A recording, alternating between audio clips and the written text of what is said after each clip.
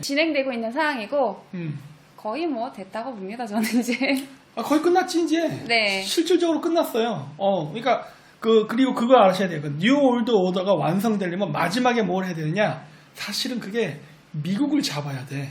완성 단계가 유럽 쪽을 하나의 연합을 만들어 놨고 이제 아시아 쪽이 아쉬웠는데 아시아 쪽을 만들었어요. 이 아시아 쪽 마무리 작업이 끝나면 전 세계를 통합할 수 있는 게 됩니다.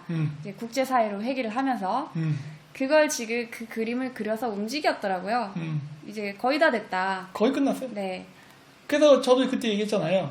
아니 나는 이게 뭐 한참 뒤에 올 줄 알았는데 이렇게 빨리 와가지고 진짜 당황했다고. 네. 적어도 한 10년은 걸릴 줄 알았는데 그냥 훅딱 와버렸어요. 그래서 오아시 뭐야? 이렇게 돼. 마음의 준비도 안 돼 있는데. 자, 첫 번째 주제는 기후 무기를 든 바이든 중국 때린다라는 주제입니다. 가능하죠. 네, 많은 분들이 바이든은 친중이라서 중국 못 때린다라는 전망을 많이 내놨어요. 절대 그렇지 않아요. 우리는 형님들은 특성이 먹고 닦는다, 먹고 잘 닦는다. 그 바지는 오죽하겠느냐 그 얘기를 해왔죠. 그렇게 되지 않아요? 네, 오바마를 승계할 줄 알았는데 그렇지 않죠.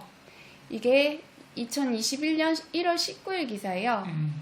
여기에 보면 미국산 친환경 돈풀기라는 내용의 이런 글들이 쭉 있죠. 네, 바이든이 한 말 중에 특징적인 게 있습니다. 우리는 더 이상 무역정책과 기후 목표를 분리할 수 없다. 중국을 비롯한 다른 국가가 미국의 기후 대응 노력을 약화시키고 미 노동자와 기업을 착취해 무역 체계를 망가뜨리지 못하게 막겠다. 뭐예요? 중국 때리겠다 이 말이죠. 그 최적의 무기를 갖췄습니다. 아주 오랫동안 긴 시간 동안 디자인을 하고 한 최소 50년 계획 이상은 돼요. 요거를 지금 이제 완성했어요. 그래서 ESG로 사실상 중국뿐만이 아니라 전 세계 기업들을 손위에 놓고 쥐락펴락 할 수 있게 됐습니다. 그럼. 네. 경영권을 가지고 독재죠, 독재 사실은. 네. 적절하니 중앙집권화. 네. 말을 험하게 쓰면 안 됩니다. 중앙집권화. 네. 중앙집권화가 되게 만드시는 거죠. 참 아름답습니다. 이런 놀라운 것들을 볼 때마다 감탄을 금치 못해요. 그럼. 네, 역시 큰형님은 사랑입니다. 네. 그래도 그거 알아요? 저기 보니까 그 페리 해리슨이 BTS 좋아한다고. 카멀라 해리스요. 맞아. 해리스가 카말 해리스 맞아. 네. 이름이 같으니까 헷갈렸어. 네. 한쪽은 일본 혼혈계고 한쪽은 인도 혼혈계야. 같은 해리스 집안인데. 네, 헷갈려. 팔로우 했다고 하더라고요. 네. 내가 그래서 또 그걸 또 봤지. 네, 그래요. 요즘 K-팝 띄워주는 거 보니까 우리한테 시선을 많이 이렇게 관심을 주는 것을 또 한 번 느낍니다. 이번 대통령으로서 물병자리 시대잖아. 네. 이제부터 그 바이든 대통령 때부터 이제 모든 관심은 어디냐? 동북아시아입니다. 이제부터는. 네. 이 동북아시아 쪽을 질서를 잡아놔야 이게 전 세계 통합이 되는 완성의 그림이 단계가 돼요. 네. 네, 그걸 지금 하는 겁니다. 그리고 바이든은 사실상 이민 정책도 다시 풀고 또 이슬람에 대해서도 다시 관대해지고 여러 가지로 트럼프의 업적을 뒤집는다라고 말씀들 하시는데 섞어 정책이에요. 사실 그것도 섞죠. 그렇지만 트럼프를 완전히 배척하지 않고 계승한 면이 맞습니다. 중요한 부분 계승했어요. 중국 때리기 그리고 아메리칸 퍼스트 안 한다고 하잖아요. 근데 아메리칸 퍼스트 합니다. 여기 미국 노동자에 대한 얘기를 하고 미국산 제품에 대한 얘기를 하고 그리고 미국 내 제조업 공급망 구축에 투자를 할 것이다. 이게 지침이에요. 정책 방향입니다. 기존에는 이제 반도체랑 5G 이쪽이었다면 그거에서 좀 더 확대를 해서 미래 먹거리를 다 이제 그쪽으로 끌어가려고 하는 심산인 게 보여요. 네. 여기에 어떤 게 또 역할을 할 것 같아요? 당연히 기후겠죠. 그러면서 앞으로 이제 공약에서도 말을 했듯이 탄소세가 만들어질 것 같습니다. 네, 탄소세가 이 바이든 정부에서 만들어질 것 같아요. 탄소세를 거두면 누가 가져가나요? 그 관할하는 기구가 있어요. 결국 국제기구가 결국 하겠네. 파리 기후 협약에서 영국에 만나가지고 또 이제 그 기후협약 다시 들어가잖아요. 들어가서 얘기를 할 때 어떻게 할지 모르겠지만 일단 탄소세가 만들어져서 그걸 재원을 충당을 해서 이걸 친환경 정책에 투자를 하겠다라는 계획을 가지고 있더라고요. 거기 인프라 확대, 확충하는데 투자를 해서 개발도상국도 거기에 대한 이익을 좀 볼 수 있도록 한 40%는 이익을 가져갈 수 있도록 한다는데 글쎄요. 그 40%의 이익이 개발도상국에 가는지 개발도상국에 빨대 꽂은 형님들한테 가는지 모르겠어요. 저는 일단 겪어봐야 하는 거니까. 네. 좀 기다려보자고요. 네.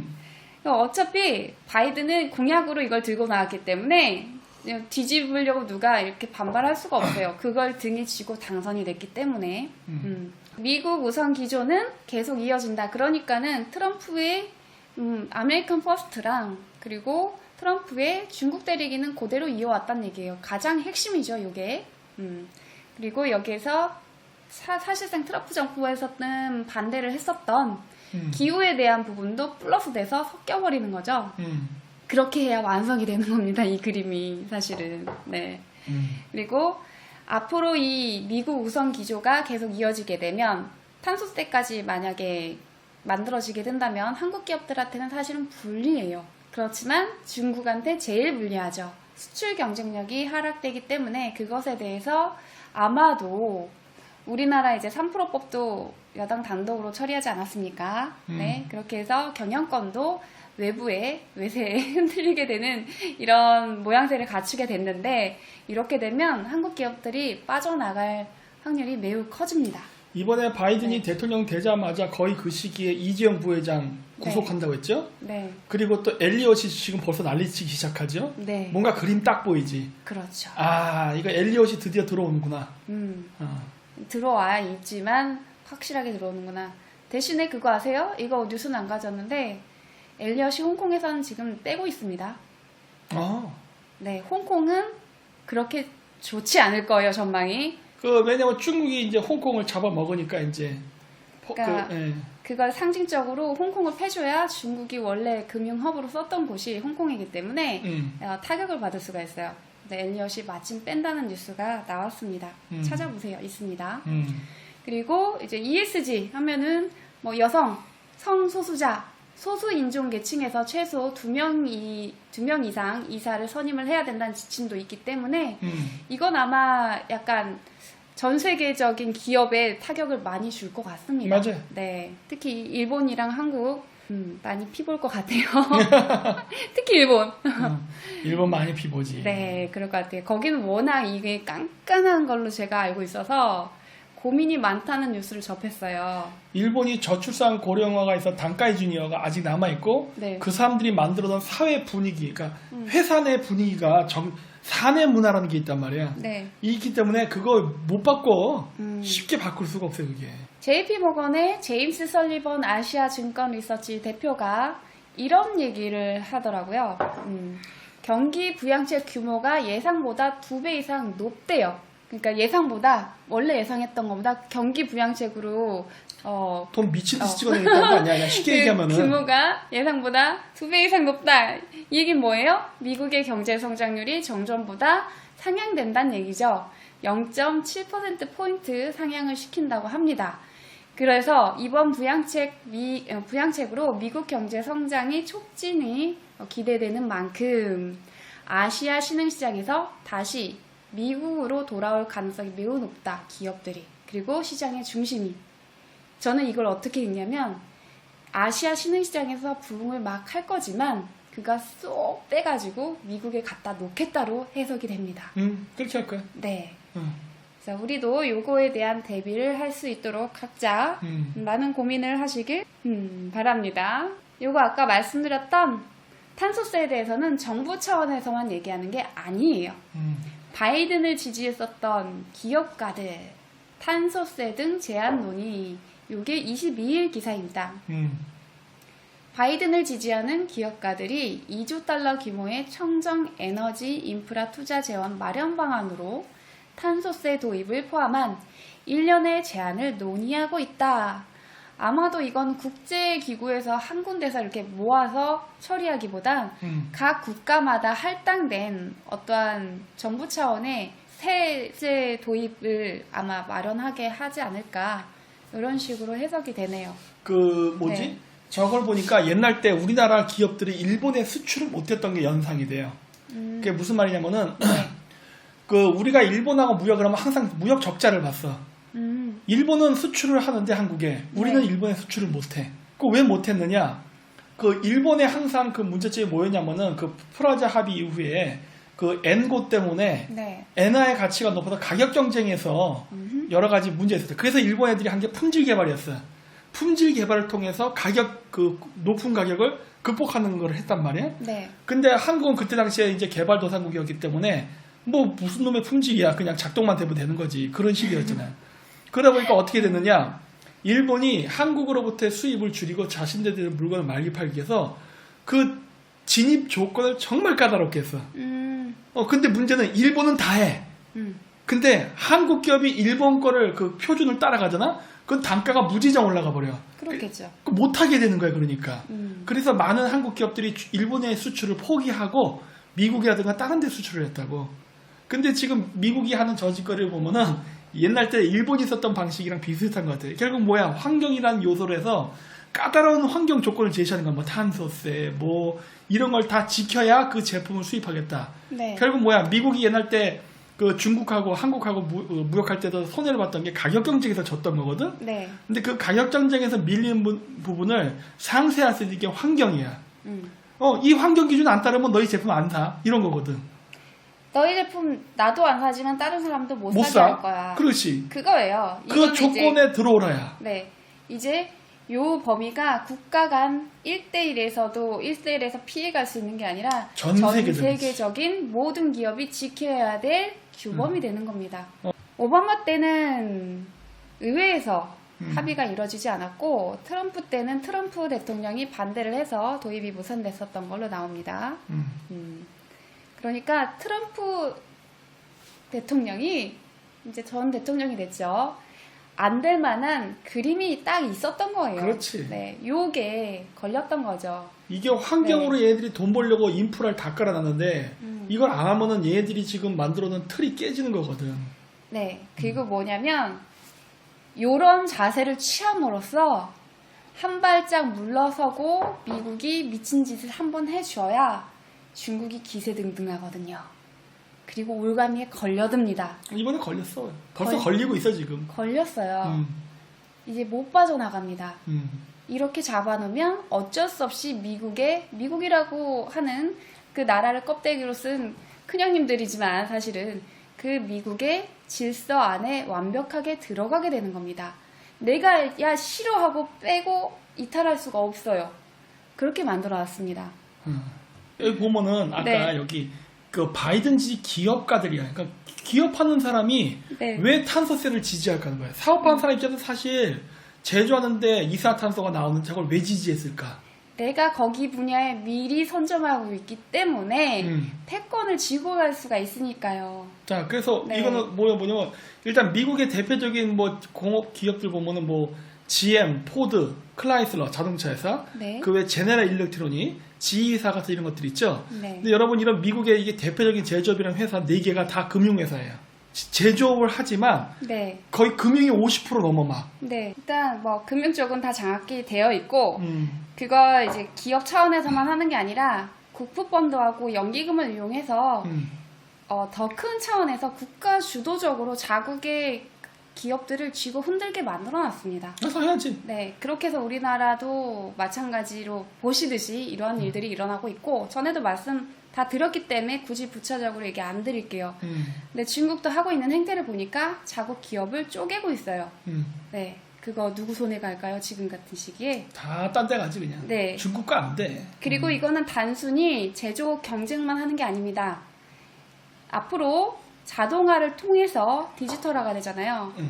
많은 실업이 발생이 될 거예요. 대규모 실업이 장기화될 겁니다. 거기에서 미국이 버틸 수 있는 방법은 다른 나라의 제조업들, 노동력이 필요한 일자리들을 최대한 많이 끌어와서 자국에 갖다 놓는 겁니다. 그러기 위해서도 이게 필요한 거예요. 탄소세, 기후변화, ESG가 필요한 겁니다. 그런 상태에서 디지털화가 됐을 때 가장 타격을 덜 받을 수 있거든요. 이거는 단순히 기업, 제조업 하나만 놓고 보기보다는 전체를 놓고 보시는 게 좋을 것 같아요. 디지털화까지. 그래서 난 미국이 손해 안 볼 거라고 보고 아까 얘기했듯이 정부 차원에서 또 막 하고 하잖아. 국채 같은 거. 네. 결국 뭐야? 미국 기업이 손해를 보지 않게 중간에서 조절도 해줄 수 있어. 장난쳐서. 야야야, 너 그거 생산하지 마. 이 대표적인 게 지금 엘리엇이 이제 삼성이 하는 갑질을 보면 이제 알 수 있을 거라고 봐. 네. 예. 우리나라 삼성이 반도체 시장을 거의 독점하다시피 하고 있잖아. 근데 이런 식으로 이제 들어오게 되면 어떻게 되는 거야? 어? 얘네들이 이제 ESG 펀드 집어넣고 환경 문제로 뭐 삼성 반도체를 시비를 걸던 아니면 더 팔게끔 판로를 열어주던 결정권을 갖고 움직여버린단 말이야. 예.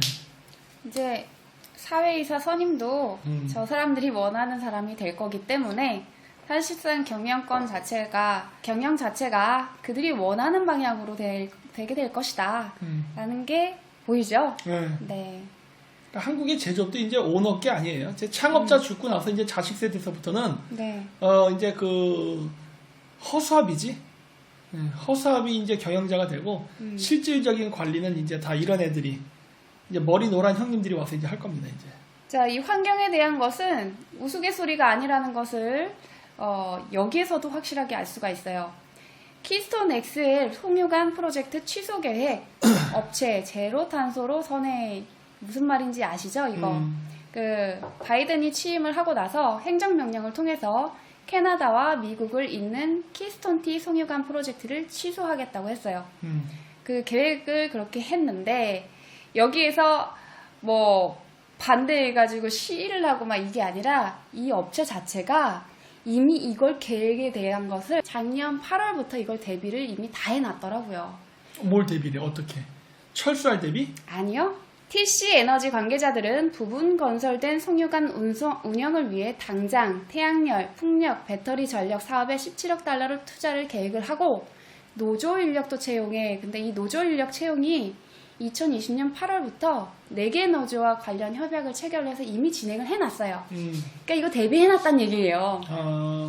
정유업체가 친환경을 한다는 말이 여러분 선뜻 받아들여 주십니까? 2030년까지 배출되는 온실가스를 완전히 제거할 계획이다. 다른 나라들 이거 대비됐을까요? 안 돼 있지. 안 돼 있죠. 저거 일단 저게 송유관이라는 건 파이프라인이잖아. 네. 사실 전 세계에서 가장 긴 파이프라인 가진 나라가 어느 나라야? 중국이라고. 뭐 아멘 해야지. 중국. 아 거기는 종교가 없구나. 우리나라도 파이프라인이 있다지만 코딱지만 나라야. 코딱지만 나라. 네. 중국은 일단 북경까지 연결되는 저 신장 위구르 자치제들 네. 이거 길이만 2,400km가 넘어. 어떻게 할게요? 네. TC 에너지 키스톤 XL 프로젝트 담당 리처드 프라이어 사장이 이런 말을 합니다. 지금까지 건설된 송유관 중에서 이번 송유관은 가장 지속 가능하고 환경 친화적인 송유관이 될 것으로 생각한다. 뭐예요?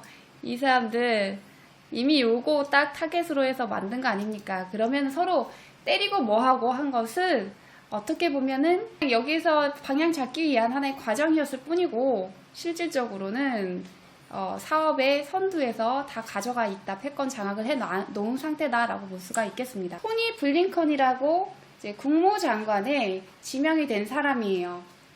북한에 대한 접근법과 정책 전반을 재검토해야 된다. 그렇게 얘기하면서 우리 동맹과 파트너 특히 한국과 일본 그리고 다른 나라와 긴밀히 상의하고 모든 제안을 다시 살펴보는 것에서 시작한다. 이거 마치 중국과도 긴밀히 상의를 할 것 같은 그런 뉘앙스의 말이네요. 상의는 개뿔이다. 일방적인 통보지. 씨. 말이 아름다워 상의지. 네. 밀당할 겁니다. 밀당이에요. 이게 밀당이에요. 당연하지. 그러니까 트럼프로 확 나가고 이렇게 하면서 슬그머니 밀당을 하는 겁니다. 니도 국제사회의 일환이야. 국제사회의 일원이야 하면서 몰가 매는 겁니다. 그리고 북한이 있기 때문에 중국이 대응을 못하는 부분이 상당히 많아요. 이따 그거는 또 더 추가로 말씀드릴게요. 자, 이 사람은 트럼프의 대중국 정책 방향이 옳았다고 말을 하고 있어요. 트럼프 대통령이 중국에 대해 강경한 접근을 택한 것은 옳았다. 뭐 여러 영역에 걸쳐 트럼프 행정부가 취한 방식에 동의하지는 않지만 기본적인 원칙은 올바른 방향이었다. 뭐예요? 중국 때리기 계속 해야 된다 이 얘기잖아요. 당연하지. 네. 채찍으로 때릴 것이냐 몽둥이로 팰 것이냐의 차이지 네. 패는 건 똑같습니다. 맞는 사람 입장에서는 아플 거야. 그렇죠. 음. 이 같은 원칙이 미국의 외교 정책에 실질적으로 도움이 됐다고 생각한다. 트럼프의 그 업적에 대해서 칭찬하는 거 아닙니까, 이거 사실은? 네. 뭐, 동맹소외 이런 얘기 뭐 했지만, 사실은 미국의 이익이 최고 아닙니까? 당연하지. 네. 자국의 이익이 우선이에요, 그거는. 그쵸. 개인이 또 이제 반대 살까봐 요런저런 포장을 하는 거 아닐까 저는 그렇게 생각해요. 트럼프의 흠집내고 열었던 부분은 중국이 세계 무대에서 미국의 가장 큰 도전이자 위협이란 점에는 의심의 여지가 없다. 이 사람이 이렇게 말을 했어요. 앞으로 그림이 나오지 않습니까? 중국은 절대 안심할 수가 없어요. 이 사람이 중국을 이렇게 얘기했네요. 기술적 권위주의 체제로 규정을 했어요. 그동안 중국의 경제적 자유가 정치적인 자유로 이어지지 않았다. 그걸 기대를 했는데 이런 대실망 이러면서 실망은 원래 그렇게 될 거 다 알고 한 건데. 그렇죠. 중국 세계 무대에서 미국의 가장 큰 도전이자 위협이다. 그래서 중국은 국제사회의 표준과 기준을 정하는 세계 주도국이 되려는 의도를 숨기지 않고 있다고 강조했다. 그러면 주도국이 되려고 튀어오르면 어떻게 해야 되죠? 두들겨 패야지. 그렇죠. 솟아오른 모습, 몽둥이를 맞게 돼 있습니다. 그러면서 트럼프의 대만 정책 기조도 이어갈 것이다. 라는 것을 알 수가 있어요. 그 폼페이오가 신정 위구르의 그 무슬림에 대한 인종학살이라는 평가를 내린 것에 대해서 이 사람도 동의한다고 했습니다. 앞으로 중국이 기대했었던 것만큼 보드랍지 않은 미래가 펼쳐질 것 같아요. 자, 그리고 경제적인 부분에서도 우리 재무장관의 지명이 되신 옐런. 오랜만에 얼굴 또 보네. 네, 근데 진짜 백발이야 다. 온통 백발. 원래 그때도 그랬어. 옛날 때도 그랬어요. 온통 백발인데 진짜 올해도 해드시네요. 여튼 이분이 19일에 청문회를 했는데 여기에서도 이제 중국 때린다는 얘기를 했어요. 중국의 불공정 행위에 적극적으로 대응하겠다. 달러 가치에 대해서는 시장에 맡기겠다. 인위적으로 외환시장 개입 안 한다는 얘기를 하면서 중국의 불법 행위에 대응하기 위한 모든 방법을 사용할 준비가 되어 있다. 와, 세게 나가네. 무서워. 중국은 분명히 미국의 가장 중요한 전략적 경제무기다. 맞지. 이거는 경제적으로도 중국에 불리하게 대응을 하겠다는 말로밖에 안 들립니다. 그러니까 여러분들이 자꾸 그러니까 기존에 했던 사람들도 이제 헷갈리는 게 네. 그 반중 친미를 하면서 방송에서 유튜버들이 혼동하는 게 뭐냐면 바이든이 됐으니까 미국이 공산화됐다는데 천만에 미국은 공산화된 적이 없고 그냥 미국은 자본주의 국가예요. 그냥 돈을 추구하는 나라라고. 그래서 자 보세요. 저 이야기가 얘기하는 왜 그러냐면 중국이 패권에 도전했잖아. 그 기축통화에 도전했잖아요. 그러면 누가 대통령이 되든 아니 중국의 뇌물을 받아먹었다고 자기 나라를 팔아먹는다? 물론 우리나라 정치는 그런 놈들이 있어요. 우리나라는 그런 정치인들이 있지만 쟤네들은 기득권자의 입장이야. 우린 기득권자 입장이 아니잖아. 그렇기 때문에 그런 일은 일어나지 않아요. 이거 중국이 나대도록 바람놓은 놈이 죄야. 사실은 이거 큰 계획이었는데 중국 우쭈쭈쭈쭈 니네 잘났다 해주니까 멋모르고 국제사에서 그치? 흔들고 막 쓰이고 한 거 아닙니까? 이 새끼야 수염을 잡아당기네 이런 거지. 어쭈 이것 봐라. 사실은 유도했지. 왜? 한번 걸려라 뒤진다 이런 식으로. 근데 중국이 잘 피해 나갔는데 그러니까 이게 이래서 민족주의가 위험한 거야. 왕후님이 문제 아닙니까, 왕후님? 나는 엑스맨이라고 봐. 이제 임무 다 끝났잖아? 네. 아니, 솔직히 지금 중국을 너덜너덜하게 만들어 놓은 다음에 그 후임자가 들어왔잖아. 그 사람은 지금부터 뭔 짓을 해도 중국이 잘 될 수가 없어요. 그럼요. 왕원님은 진짜 아주 담을 쪽쪽 빨아먹고 나간 거야. 이야, 대단해. 임무 완수 하면서 이제 사실은 뭐 골로 간다고 해봤자 크게 뭐 망가지고 엄청 뭐 쪼개져서 없어지고 이런 게 아니라 쪼개긴 쪼개겠지만 적당한 규모로 살려놓고 부양은 시킬 거라고 봅니다. 그럼. 버블이 있어야지 쪽쪽 빨아먹죠. 그럼. 네. 죽이면 안 돼요. 네. 쪽쪽 빨아먹기 전까지는 좀 괴로울 거야. 빨대 꽂아야 되거든. 지금 빨대가 안 꼽히는 데가 몇 군데 네, 있거든요. 네. 계속 괴롭히는 거야. 야 임마 네. 개방해. 솔직히 미국이 아까 달러를 뭐 시장에 맡긴댔잖아요. 네. 아니 달러를 찍는 주체 자체가 시장이잖아. 그렇죠. FRB가 언제 국가 거였나? 아니죠. 개인은행이잖아. 네. 그러니까 미국 입장에서 달러를 시장에 맡긴다는 것은 사실 자기가 유리한 대로 가겠다는 거지. 왜? 미국은 조폐를 발행 자체를 정부가 하는 게 아니기 때문에. 사실상 전 세계의 중앙은행들을 좌지우지하는 것은 FRB 아닙니까? 그렇기 때문에 네. 쭈국한테 야, 너 정부 개입하지 마. 시장에 맡겨 하는 소리 뭐예요? 어차피 미국은 플레이어가 시장이야. 근데 쭈국한테는 너 뭐야? 너 손대. 그러면 당연히 불리한 게임으로 가지. 이게 유리할 수가 있나? 그쵸. 어. 네. 자, 여기 보면 우리가 중국이 또 힘들 거라는 건 여기서도 예상할 수 있죠. 이 기후협약 같은 거는 기후 변화에 대한 내용은 한 국가나 몇 국가에 국한된 내용이 아닙니다. 누누이 말씀드렸지만 이건 전 세계적인 어젠다예요. 우한폐렴 자체도 기후변화 때문에 왔다고 그거 탓을 하고 있잖아요. 사실 너무 말이 안 되지만 뭐 말이 안 돼. 나는 이해가 되고 있는데. 이해가 확 되십니까? 이 모든 논리의 초점은 뭐야? 중국 네가 나쁜 놈이다잖아. 네. 이해가 잘 되는데 나는? 아, 큰형님들 놀라워요, 여하튼. 모든 게 다 중국 탓. 요거를 어떻게 이렇게 연결을 해가지고 그럼. 코로나19는 기후변화 때문이다. 이걸 진짜 실제로 퍼뜨리고 사람들이 그걸 그렇게 얘기를 하고 있어. 너무 놀라운 거죠. 괜찮아. 뭐 자. 죽이기로 작심했는데 뭐. 그쵸. 다보스 포럼에서 이제 요거가 원래 1월 달에 회의가 연례회의가 있어야 되는데 그 우한폐렴 때문에 6월 달로 미뤄졌어요. 대신에 다보스 어젠다라고 해서 화상으로 온라인 회의를 1월 25일부터 29일까지 한다고 합니다. 여기에 한중일 정상이 다 참여를 하고 독일 메르켈, 프랑스 마크롱, 인도 모디 총리 쭉쭉쭉쭉쭉 저 보이시죠? 다 참석을 하는데 여기 주제가 뭐예요? 의제가 여기 밑에 보면 기후변화 얘기 들어가 있죠. 중국은 여기서 사실상 불만 표시 못합니다. 당연하지. 네. 자유롭지 못해. 네. 아 그리고 또 내가 어저께 방송했죠. 우리 빌 게이츠 형님이 또 네. 앞으로 기후변화가 코로나보다 더 심각한 재난을 가져올 것이다. 걱정을 존나게 하더라고. 걱정됩니다. 앞으로는 이제 코로나 깔아놨고 밑밥 깔아놨고 기후변화 얘기하면서 탄소 배출 문제도 있지만 물 부족을 겪으면 가장 크게 고생을 할 건 또 중국입니다. 당연하지. 네. 이 13억이라는 인구가 무기가 되는 게 아니라 왼수가 되고 있어요. 지금 왼수. 인질이지 인질. 사실상. 물 뭐랑 연동을 해놨죠? 그 물장사 그 방송 보신 분들은 알겠지만 달러랑 연동이 돼 있습니다. 점점 그 힘들어지고 물 부족이 심화가 되면 될수록 사실상 물 관리가 중요하지 기후 변화가 중요한 게 아닌거든요. 기후 변화는 얼마든지 만들어낼 수도 있는 부분이기도 하고 사실은. 너무 어렵잖아. 네. 어렵잖아.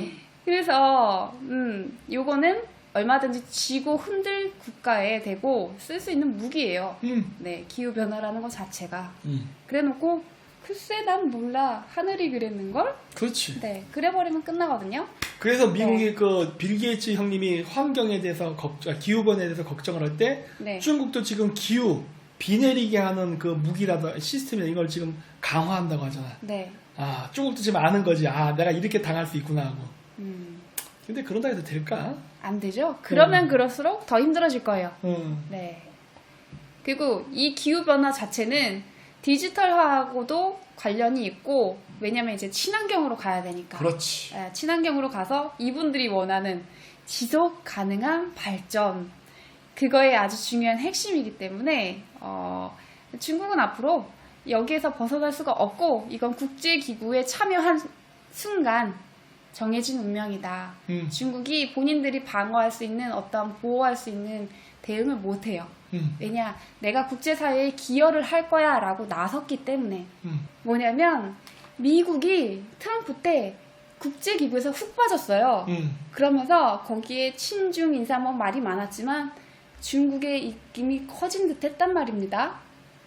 그러면서 중국이 기세가 등등해졌어요. 그거 어깨에 뽕을 엄청 넣어준 거예요. 목에다 기부스 해주고 그런 상태에서 싹 트럼프 빠지고 바이든이 싹 와가지고 이제 나는 국제사회에 복귀를 하고 다자주의, 국제사회 복귀, 리더십 회복 이러면서 다시 들어가죠. 그러면 어떻게 되겠어요? 질서는 돈 많이 낸 놈이 가져가는 겁니다. 당연하지. 일진 클럽에 이미 들어왔어. 들어올 때는 맘대로 써도 나갈 때는 맘대로가 아니다. 여러분 그 유엔의 그 표의 그 표결권이 한 국가당 하나의 권리가 아니에요. 네. 이것도 일종의 점수가 있어요. 그거는 이제 기여도가 많은 유엔 운영하려면 돈 필요하잖아. 그 돈 많이 낸 사람은 그 낸 만큼 표 하나를 내도 이게 10표의 가치를 갖고 막 그래요. 네. 달라. 그래서 미국이 들어가면 거의 전체 표 가치 40%가 돼버려요. 그래서 미국이 항상 꼬시는 게 뭐예요? 이게 하고 싶으면은 코스타리카라던가 뭔가 눈에 보이지도 않는 조그만 나라들이 있어. 이런 나라 한 10개 정도 꼬셔가지고 자기 편 만들어. 그럼 무조건 과반수로 이겨. 왜? 일단 미국 자체가 한 40% 먹고 들어가니까. 그 나머지 국가 다 봤는데도 이겨요, 그냥. 그런 시스템이야. 자, 이게 이제 뭔지 보이시죠? 각기 흩어져 있던 유럽은 일단은 여러 전쟁을 거치면서 하나의 집단 안보도 체제가 형성이 되었고 철도 그걸로 해서 공동체가 형성이 됐습니다. 그런데 아시아 쪽엔 그게 없었단 말이에요. 근데 그걸 이제 만든 거예요. 그거의 필요성은 꽤 오래전에 인식을 해서 반중으로 집단 안보 체제를 만들겠다. 큰형님이 말씀하사 이루어졌죠. 이루어졌고 여기에서 이제 더 나아가서 중국이 2호 일진 클럽에 들어와서 지도 여기서 좀 한가닥 하는 줄 알고 나대다가 결국은 올가미에 걸리고 빠져나갈 수 없게 만들어 놓은 겁니다. 못 나가. 중국 애들이 그러니까 이거를 갖다 우리나라에서는 이걸 이념론적으로 봤단 말이에요. 여태까지 자유주의와 공산주의에서 물론 그렇게 얘기를 했어. 왜냐면 정치 프로파간다는 그렇게 해야 되는 거거든. 그래서 하다 보니까 중국 애들도 거기에 놀아나가지고 그래? 그러면 이번에 트럼프를 쫓아내면 우리 공산주의가 이기는 거지? 이러고 막 설레발 난리발 쳤는데 사실 이 게임의 진정한 게임은 공산주의냐 자본주의의 게임이 아니라 미국의 그 큰형님들이 중국 잡아먹기 게임이었단 말이야. 더 걸렸지 뭐. 중국을 잡아먹고 전 세계를 하나로 아우르는 이 질서 안에 신세계 질서 안에 단일 정부가 생기는 거지 뭐. 편입하기 위한 과정이었던 겁니다. 큰일 거기서 났어. 이제 나는 몰라 하면서 배제하면서 이탈할 수도 있잖아요. 그걸 못하게 이걸로 국제기구 안에서 지위를 줌으로써 만들어낸 겁니다. 뭐 우리나라도 마찬가지지만 그래도 우리나라는 중국이라는 나라가 살아있으면 한국은 가치가 있어. 네, 그러니까 우리가 중국을 완전히 죽이지 말고 중국이 생명만 연장하고 있으면 한국은 타겟이 안 돼. 맞아요.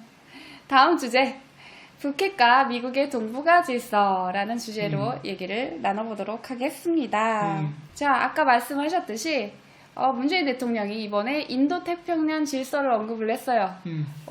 바이든 취임 뒤에 문의 발언이 달라졌다 이러면서 기사가 나왔죠. 시진핑 온다고 했잖아 지금 한국에. 시진핑이 뭐 한국에 오던 안 오던 이게 더 중요한 거 아닙니까 이제? 아니 시진핑 온다고 했는데 인도태평양 말을 해버리면 시진핑 존나 열받을 거 아니야. 아니 이 새끼 내가 방문한다고 했는데 이따위 말을 하네? 이런 거 아니야. 이미 중국 가가지고 혼밥하고 할 때 다 정해진 운명 아니었겠습니까? 그러니까. 야 시진핑 삐져서 안 오겠다. 올 이유가 없잖아. 한국이 이래버리면은 오면은 한번 혼밥 한번 먹여보지. 그럴 배짱은 있을까? 응? 한번 먹여봅시다. 네, 여기에서 이제 아니면 김치만 잔뜩 주던가. 안 돼요. 그러면 김치 자기네들 거라고 오긴단 아니 말이야. 청와대에서 식사할 때 우리 안동김치 무슨 김치에서 쫙 깔아주고 먹으라고 그냥. 그리고 김치찌개까지. 그럼 오늘 식사는 뷔페입니다. 이렇게 가봤더니 전부 김치 음식이야 그냥. 재밌네. 한번 연맥해야지. 물려? 오늘은 제가 특별히 형님을 위해서 중국 전통 음식을 준비했습니다. 해놓고 김치 쫙 깔아버려. 너 한번 죽어봐라 그러고. 자, 한미 양국 정부가 공통으로 지향하는 국제연대와 다자주의에 기반한 이거 바이든 정책이네요. 포용적이며 개방적 국제질서를 만드는데 긴밀히 협력해 나가길 바란다. 그러면서도 이제 속으로는 트럼프 행정부가 해왔던 북한 포용 정책을 가지고 가고 싶어해요. 그거 네. 얘기하잖아요. 그거 같이 그것도 변경하지 말고 유지하자고. 네. 네, 뭐 이제 좀 아부를 떨어야죠. 그러면. 그거는 네. 좀 협상 여지가 있어. 그거는 아마 그 중국 문제처럼 그냥 받아주지 않을 거야. 분명히 한국에 빨대 꽂기 위해서 뭔가 또 제시할 거야. 그리고 요 인도 태평양 체제를 언급한 거는 취임 3년 반여 만에 처음이라고 합니다. 그리고 이것을 국제 정세를 판단하는 새로운 틀로 제시했다는 거죠. 근데 도쿄 올림픽은 취소가 이제 내정됐다고 저는 알고 있는데 21일의 기사라서 그런지 도쿄 올림픽이 계기가 돼서 건설적이고 미래지향적인 관계로 발전했으면 좋겠다. 근데 다음번 올림픽은 언제지? 네. 그러면서 좀 평화, 검색해봐야지. 동북아 평화 얘기하면서 북한 얘기 꼭 꺼내죠. 그래서 한반도 평화 프로세스는 반드시 가야만 하는 길이다. 이렇게 강조를 했습니다. 북한에 대한 굉장한 집요함이 돋보이는 것 같습니다. 근데 그렇게 해야지 사실 우리가 북한하고 관계 어쨌든 북한이 뚫려야 만주를 나가야지 성장할 수 있는 동력이 있어요. 물론 저출산 고령화 때문에 먹힐 수도 있지만 그래서 우리가 정신 차리고 우리 정체성 지켜야 되고 대한민국이라는 요 마음에 뜨거운 정체성을 가진 사람들이 한 명이라도 더 살아남아야 된다는 얘기를 하는 겁니다. 네, 그거 되게 중요하거든요. 우리가 이렇게 해서 어쨌든 북한이 뚫려서 만주 가더라도 정체성을 지키지 못하면 게임 끝나는 거예요. 그래서 이 부분은 고심이 되는데 어쨌든 간에 인도태평양 전략이 뭡니까? 중국 견제잖아요. 중국 견제. 중국 견제를 문재인 입에서 한 거란 말입니다. 네, 이건 놀라운 변화예요. 결국은 바이든이 취임하면서 친중적인 행위를 해서 다 그동안 했었던 거 물거품이다가 아니라 좀 더 정교하게 파고 들어가게 될 것이고 주변국들, 동맹관계로 간다고 하잖아요.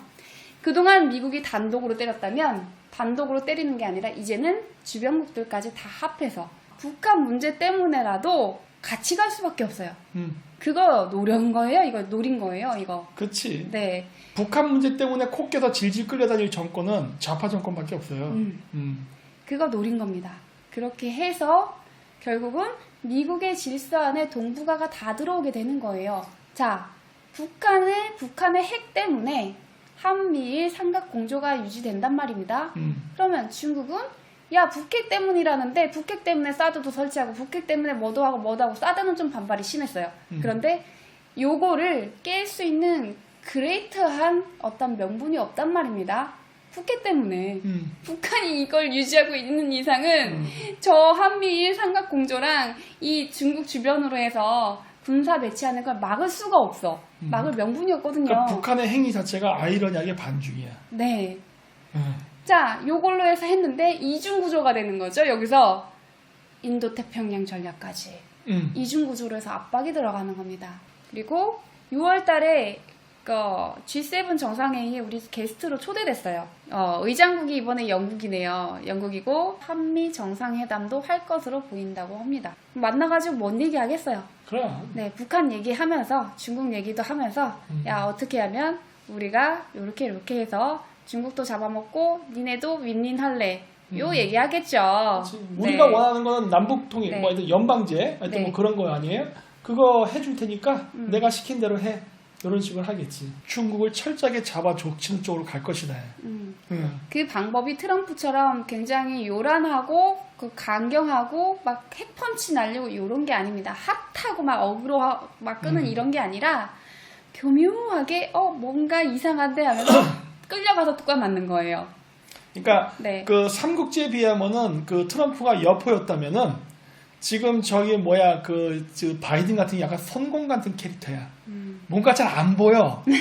잘 안 보여. 얘가 뭐 하는 놈이야? 근데 알고 보니까 중국 땅의 3분의 1을 차지했네? 이런 거랑 비슷한 거거든. 공격도 안 하는 것 같아. 뭔가 빌빌하고. 근데 보면 얘가 언제 이런 걸 했지? 이런 식으로 지금 어차피 참모가 움직여요. 참모가. 그렇기 때문에 지금 그렇게 사회가 가고 있다고 지금. 그래서 뭐 바이든이 막 좋다 이런 게 아닙니다. 바이든 정책이 지금 그렇게 보인다는 거예요. 아니 그리고 있잖아. 네. 우리 대통령이 바지라는 것만 알면 돼요. 그렇죠. 그리고 우리나라는 지금 국제사회에서 한 일원으로서 끼어 들어가 있다 이미. 북한 뒷전이고 뭐 이럴 것이다라고도 생각을 했는데 그렇진 않고 바로 이제 북한을 언급을 하는 거 보니까 관심 아시아예요. 피벗 투 아시아. 지금 23일 기사에도 대북 전략 첫 언급 하면서 정책이 가시화될 것이다. 이런 얘기가 나오고 있죠. 여기 제가 정리를 좀 제 생각을 정리를 해뒀어요. 대중무역적자가 작년 7월 기준으로 해서 316억 2천만 달러래요. 그래서 2016년도에 트럼프가 선거운동을 할 때보다 9%가 넘게 증가했다고 합니다. 그럼 어떻게 해요? 이거 핏겨 삼아야지 이제. 그죠. 니네 무역적자네 우리나라가. 그래서 뚝갑해야죠. 그리고 트럼프가 불을 지폈어요. 일단 안보, 직접재산권 문제까지. 그럼 무역적자 플러스 안보 플러스 직접재산권 문제. 요거는 대중국 관세를 철회할 이유가 없어지는 겁니다. 요거 유지를 계속해야 되는 거예요. 왜냐, 미국의 이익에 반하고 있는 걸 중국이. 바이든이 친중이라면, 진짜 친중이라면 이거 관세 철폐부터 해야 됩니다. 일단 돈 문제부터 해결해야 돼. 돈. 네. 중국의 관심은 돈이야 지금. 근데 이거 안 해주잖아. 그럼 소용없는 거야. 트럼프가 되든 바이든이 되든 뭐 미국 지에서 득볼 거 하나도 없는 거지 뭐. 앞으로의 무역 협상에 지렛대로 쓰기에 아주 좋습니다. 뭐 관세 철폐하나 요거 봐라. 안 하면 이거는 그동안 친중이라고 했었던 우려를 불식시킬 수밖에 없는 거다. 트럼프의 진정한 업적을 뒤엎으려면 이거예요. 관세. 대중국 전체에서 관세 매긴 거랑 그거 100% 금융시장 개방한 거에 대해서 다시 되돌린다. 요러면 모르겠어요. 이거 두 개가 되지 않는다면 진정한 트럼프 업적 지우기가 아닙니다. 안 돼. 네. 그냥 사람만 바뀐 거고 그냥 미국 내부에서 내가 대통령 하려고 싸운 걸로 끝난 것 뿐이지 기존 정책 바뀌는 거 하나도 없는 거야. 그렇죠. 중국의 금융시장이 100% 개방에 이어서 적극 잠식을 하는 작업이 착수가 되려면 바이든이 와야 되는 거예요. 이제부터 미국이 단독으로 펀치를 날리는 게 아니라 다 같이 다자주의. 우리 다 같이 이거 지키는 거야. 이제부터 이러면서 때려야 되는 거죠. 진짜 미국이 말 갖고 장난해버린 거지. 중국이 맨날 다자주의 했거든. 네. 그래 다자주의 하자 이렇게 하는 거야. 이렇게 해서 우리가 보편적으로 경제 제약이 똑같은 잣대다 라면서 이제 너도 우리 국제사회의 일원이고 G2까지 올랐었잖니. 패권국 도전한다며 큰형님 노릇한다며 돈 내. 그냥 돈 내. 의무를 지켜. 그렇게 하면 미국이 이 금융시장을 잠식해 나갈 수가 있어요. 왜냐? 얘네는 무방비거든. ESG의 무방비예요. 사실상 준비된 나라가 많지는 않죠. 그러니까 미국 편이어야만 우리가 그래도 좀 편의를 봐줄 때 도움받을 수 있지. 적대적 관계에서 우리도 같이 철퇴 맞는 거야 그냥. 뚜까 맞죠 아주 그냥. 맞는 정도가 아니라 날아가는 거지 이제. 그래도 이 정도 줘가지고 버틸 수 있다라고 하면 적당히 주는 것도 나쁘지는 않다는 얘기입니다 사실은. 네. 조금 쓰리지만 기후변화와 ESG로 가장 눈탱이 밤탱이 될 나라는 중국밖에 없어요. 네. 맞아요. 제가 전에 보여드렸던 건데 보이시죠?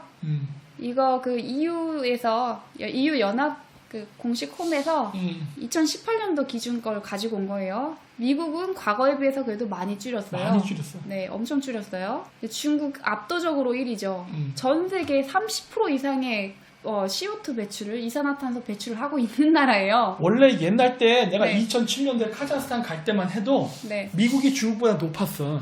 원래. 네. 약간 높았어. 네. 근데 이제 저 정도까지 차이가 났단 말이야. 네. 자, 문제는 내가 그러니까 거의 한 15년 동안 미국은 어쨌든 꾸준히 노력을 한 거야. 네.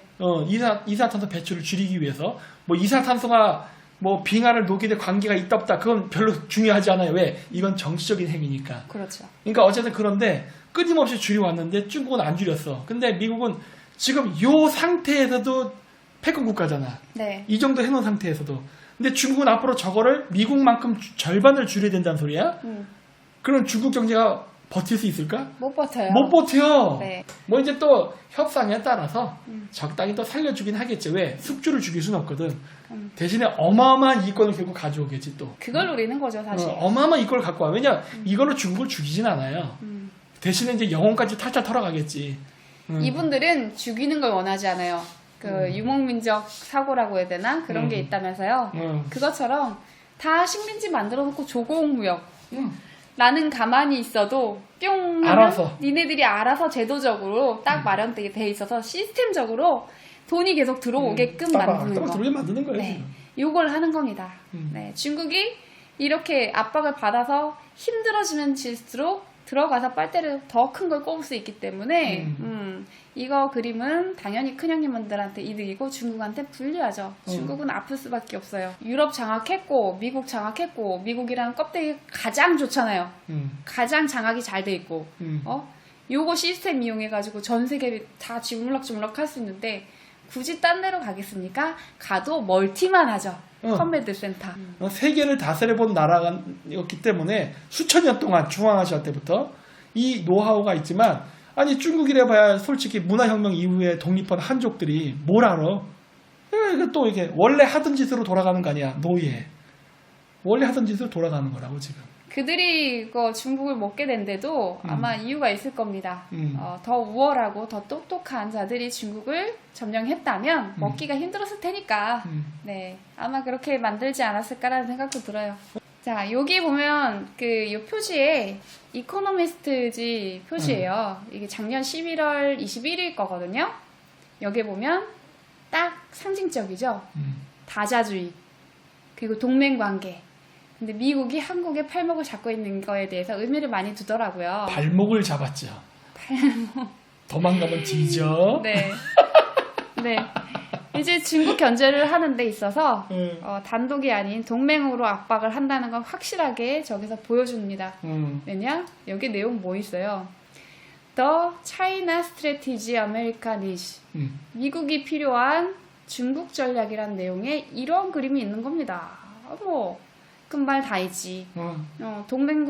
동맹끼리 이렇게 해가지고 손잡아서 중국 견제할 거야. 이 뜻 아닙니까? 그 그림 다시 한번 보여. 프랑스기는 없죠. 없어야 돼. 네, 그렇지. 없어요. 왜냐, 그냥 유럽연합에 포함시킨 거야. 유럽연합에 포함시킨 겁니다. 포함시킨 다음에 네. 영국은 브렉시트 했으니까 빼고. 결국 뭐야, 중국 빼고 다 아니야. 맞아. 우리가 아는 웬만한 부자 동네는 다 저쪽 편이야, 지금. 이미 그 큰손들이 먹은 데가 거긴걸. 은행들 다 장악하고. 봐요. 프랑스의 마크롱 로스차일드 출신이잖아요. 자, 그래서 오바마 때 용두삼이었던 아시아로 이제 외교 중심층을 이동하는 이 피벗 아시아라고 하는 것이 이제 완성이 될 시기가 됐다. 이뤄질 것이다. 그거에 대한 이제 견해를 좀 가진 거예요. 저도 그게 맞다고 봅니다. 여기에서 미국의 영향력을 확대해서 질서 안에 다 집어넣어놔야 이제 세계 국제사회를 하나로 정부를 이룰 수가 있거든요. 여기에서 이제 좀 더 제가 저의 생각을 적어봤어요. 북핵이 제가 아무리 봐도 이렇게 보니까 마침 때마침 악교처럼 동북아 국가들을 줄 세우는데 역할을 하고 있는 겁니다. 제가 봤을 땐 그래요. 북핵을 통한 대중국 압박, 군사적인 압박, 경제적인 압박 요걸 통해서 또 중국한테 야 북핵 때문에 그런데 너네 협조해야지 강조를 하면서 끌고 온단 말이에요. 중국은 그렇게 해야 할 수밖에 없어. 그리고 뚜까 맞아도 북한 때문에 뚜까 맞아도 그거에 대해서 크게 말도 못하죠. 도와준 거 사실이잖아.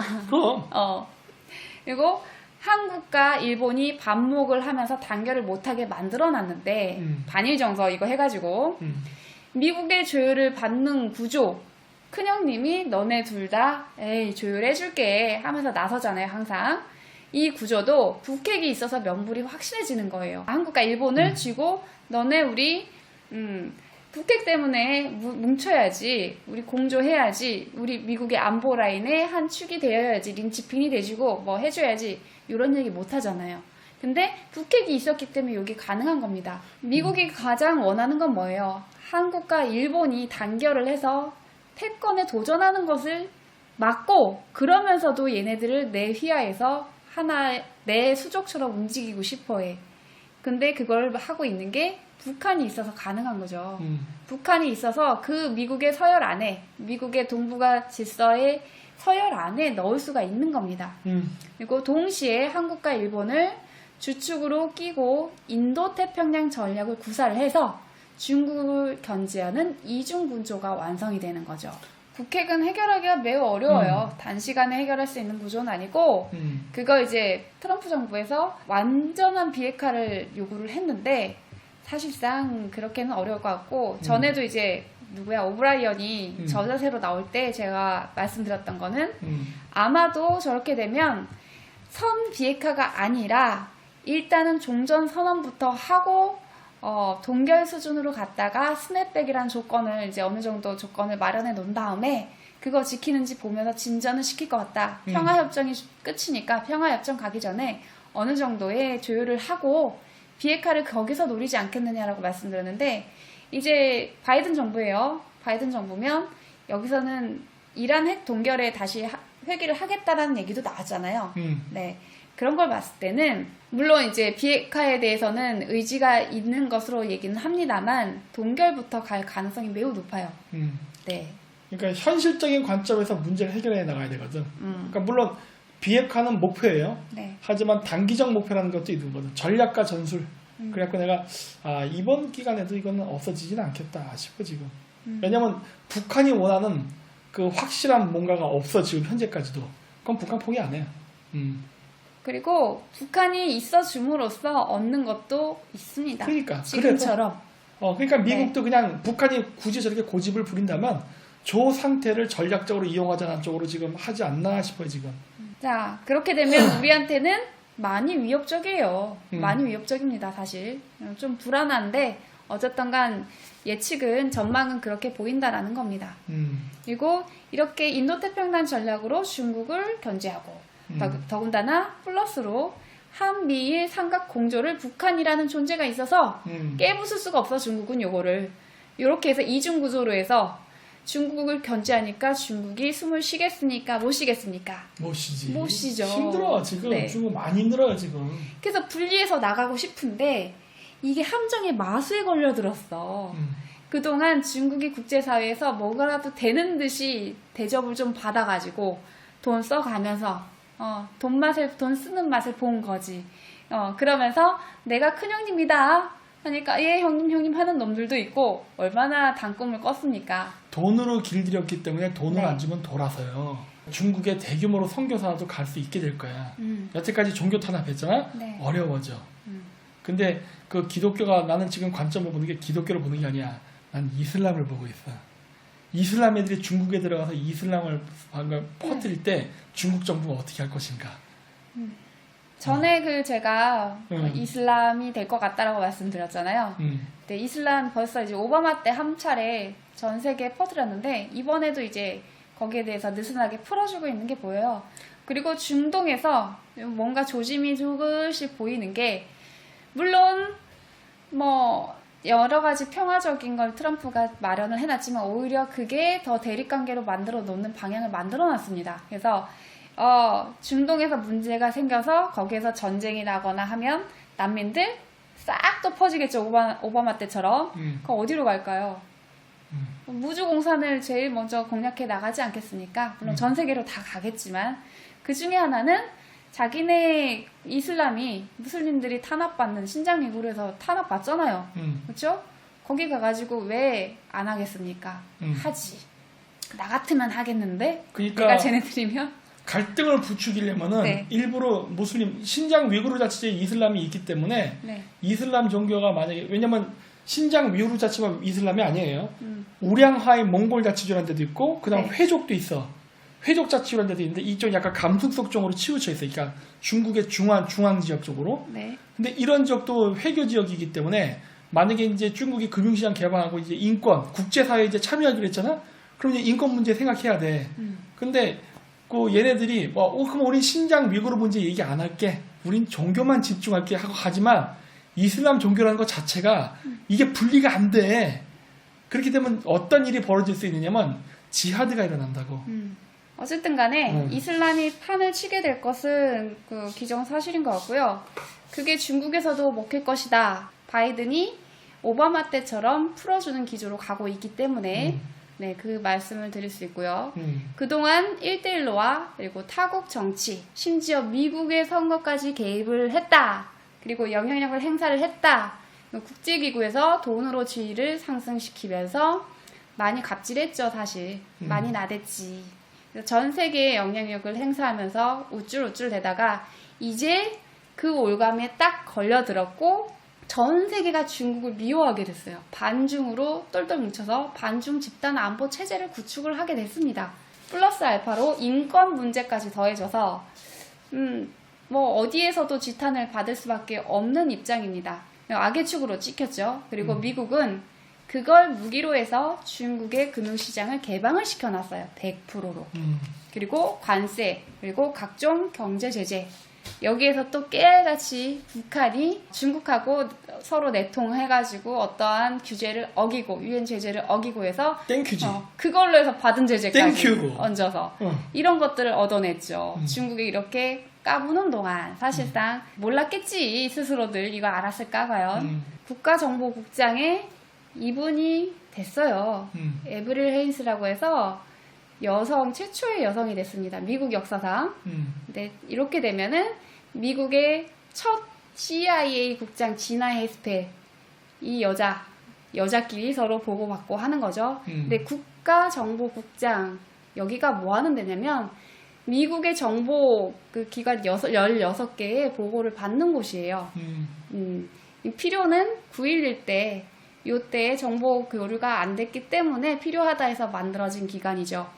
아마 움직이면 여기에서 움직이지 않겠습니까? 우리는 그 정보를 뭐가 움직여? 뒤에서 움직이는 무슬림 세력이라다가 아유 전혀 연결 안 돼 있어. 전혀 연결이 안 돼 있지만 큰일 났어. 전혀 연결이 안 돼 있지만 전혀 연결 안 돼 있어. 보세요. 저 사건 9.11 연결이 되지 않습니까? 전혀 연결 안 돼 느낌 있어. 오지 않으세요, 여러분? 9.11 때는 오사미나인 나쁜 새끼가 한 거야. 끝. 더 이상 언급할 필요가 없어. 그런 겁니다, 이제. 네, 더 이상 언급할 필요가 없어. 응? 자, 16개를 이렇게 아우르고 있죠. 네, 요걸 계기로 9.11 사태 때 기억나시죠? 네, 그러면 딱딱딱 어느 네트워크다라는 거 이제 이해가 가지 않습니까? 네. 여기는 더군다나 독립기관이에요. CIA는 대통령 직속인데 DNI는 독립기관입니다. 그리고 국가정보국장이 장관급의 예우를 받아요. 내각의 장관이 되지 않는 행정체계를 갖추고 있다고 합니다. 결국은 정말 독립적으로 마음대로 할 수 있는 거예요. 뭐 뒤에서 뭘 하든지 대통령한테 매일매일 보고하는 거는 있다고 합니다. 대통령 1일 정보 브리핑이라는 게 있다고 해요. 16개 정보기관 거 딱 취합해가지고 요거 정리해가지고 매일매일 대통령하고 부통령 그리고 국가안보 담당 최고위급 참모에게 이렇게 제공을 한다고 합니다. 이제 이게 보이시죠? 중국 뒤졌어요. 그리고 일단 중국이 이 서클 안에 들어왔기 때문에 국제사회라고 하는 이 서클 안에 들어왔기 때문에 마음대로 못 나가요. 마음대로 나가가지고 야 우리 너네랑 배척하고 우리 북한처럼 쌓아내고 살래 이게 안 됩니다. 들어오기는 쉬워도 나가는 건 쉽지 않죠. 요렇게 되는 거야. 들어오긴 쉬워도 나가기는 쉽지 않아요. 네. 절대 그렇게 안 돼. 이 미국이 왜 이런 걸 짜냐면 일진놀이도요. 이 서클 안에 애들이 들어와 있어야지 이게 먹혀요. 서열이란 게. 그럼. 일진 그 서클 밖에 있으면 개그장 뗀 군인하고 똑같은 겁니다. 그럼. 개그장 떼면 뭐가 통해? 안 통하지. 그러니까 이 안에 일단 그래 하면서 넣은 거예요. 이 서클 안에. 넣어서 못 나가게 딱 문 걸어 잠근 거죠. 자, 이렇게 미국이 국제사회로 복귀를 한다. 라는 얘기를 지금 하고 있죠. 파리 기후협약 재가입, 그리고 WHO 복귀, 그리고 코백스, 이거는 글로벌 백신 공급 기구 코백스를 얘기하는 겁니다. 그러면서 여기 왕위의 희망사항이 있어요. 뭐라 얘기했어 또? 애원에? 아니요. 그러니까 우리 미중이 지금 각축 중이지만 미중 간 협력할 명분이 생겼다. 이 글로벌 백신 공급.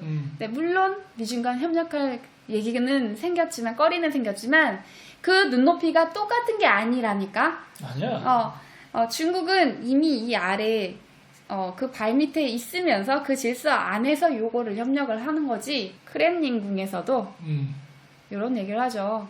뉴 스타트 연장을 요청하겠다 이런 얘기를 하고 있고 친 트럼프파 브라질의 트럼프라고 불리는 보우소나루 대통령도 광범위한 자유무역 협정 추진을 제안을 하는 서한을 보냈다고 합니다. 그러니까 지금 이번에 트럼프 대통령 선거에서 떨어졌다가 마치 무슨 둠스데이가 온 것처럼 지금 막 얘기하는데 천만에 만만해. 그리고 이제 트럼프 때 이제 자국 우선주의라고 해가지고 고립되다시피 했잖아요. 트럼프가 이거는 제가 아까 말씀드렸듯이 필요한 전략이고 과정이었던 겁니다. 네, 그렇게 딱 해줘야 중국이 옳거니 하면서 들어오거든. 네, 거기에 딱 걸렸어요. 이게 함정이지. 그리고 바이든이 뭐라고 합니까? 대외 정책 전반에서 국제협력 강화와 미국 리더십 복원을 얘기를 합니다. 그리고 이 코로나 팬데믹 상황을 백악관 국가안보회의 NSC라고 하죠. 여기 차원에서 다루도록 할 것이고 글로벌 보건 안보 그리고 생물 방어 분야로 다루겠다고 천명을 했어요. 아주 중대하게 다룬다는 얘기죠. 그리고 이 질서 안에서 중국이 이제 큰 소리 칠 일은 거의 큰 소리 칠 날도 얼마 안 남았고 칠 일은 이제 없어요. 그렇게 해서 이제 중국은 완전히 낚였고 그러면서 한편으로는 이분 미국 최초의 흑인 국방장관 이분은 인준이 됐어요. 오늘 보니까 비핵화한 북한이라는 공동의 목표 증진을 위해서 중국을 포함해 동맹 등과 일관되고 조율된 노력을 추진하는 것이 미국의 이익이다. 중국을 포함해서 그러니까 중국 도망갈 생각 하지 마. 이스라엘은. 네, 너도 그쵸. 들어와야 돼. 이분 이력이 2014년에는 그러니까 이라크에서 미군이 철수하고 나서 2014년에 중앙사령부에서 이슬람 극단주의 세력 이슬람 국가 IS를 격퇴하는 전략을 세우는데 핵심 역할을 했다고 하네요. 이 인상적이죠. 앞으로도 이분의 그 과거의 경험이 풍부한 경험이 중국에서 쓰일 날이 올 수도 있지 않을까. 아이시스를 격퇴한다고? 네. 아이시스를 격퇴한 적이 있나? 그러니까 아까 요분 네 요분이 이제 또 잘 포장을 해주시겠죠. 뭐 보고할 어쨌든 때. 네. 아름다운 일이에요. 아이시스는 격퇴돼야지. 그쵸. 당연하지. 9.11 아시죠? 격퇴가 된다기보다는 위치 이동에 가깝지 않나 싶은데 나는. 포탈 타고. 위치 이동. 옛날 때 내가 그 자연사 박물관이라고 그 프로그램 할 때도 그 얘기를 해뒀거든. 그래서 그때 당시 두테르테에서 자꾸 이상한 짓 해서 자꾸 저런 식으로 하면 IS가 와서 맴매할 텐데 왜 저러지? 근데 진짜 IS가 왔잖아 필리핀에. 그래서 초토화시키고 갔어요. 네. 와 그런 기적이 일어납니다. 조심해야 돼. 결론 바이든의 석거 정책은 국제 질서 올감이다. 바이든이 트럼프와 오바마를 승계해서 전부 다 짬뽕시켜서 한 것, 이 정책 자체가 중국을 가장 많이 중국이지 사실 전 세계를 올가매는 올가미이긴 한데 중국을 국제 질서 안에 올가맸다. 그치. 네. 그리고 북한의 동북아 역할도 함께 달라질 때가 왔다 이제. 이제까지는 북핵 문제로 해서 이 역할을 해왔지만 이제 전환점입니다. 완벽하게 중국까지 다 넣었으면 러시아가 좀 걸리긴 합니다만 러시아는 북한으로 해결이 안 돼요. 네, 그렇기 때문에 러시아는 영원히 네. 그 미국과의 대치하는 세력으로서 이미지는 존재해야 돼요. 그래서 이제 북한도 동북아에서의 역할이 변할 때가 왔다. 우리는 그걸 노릴 때다. 그래야지만 우리는 진출을 대륙으로 할 수가 있고 성장 동력을 새롭게 얻을 수가 있습니다. 어쨌든 바이든이 앞으로 어떻게 중국을 조질지 대충 그림은 나왔네. 저렇게 하는구나. 그래서 추상적으로 바이든이 괜찮을 거야 이렇게 얘기하는 것보다 내각 구성이 어떻게 됐느냐 그리고 바이든 입에서 그리고 지명한 인사들 입에서 어떤 말들이 나왔느냐 이거 중요하거든요. 이 사람들이 앞으로의 정책의 방향을 다 얘기해 주는 거 아닙니까? 오늘 그거를 조금 대략적으로 살펴봤습니다. 이제 중요한 네. 건 이제 진짜 저게 정책으로 실현되느냐만 보면 돼요. 이제 말까지 했어, 오케이. 자, 진짜 정책을 하느냐 이제 쳐다보면 되지. 그렇죠.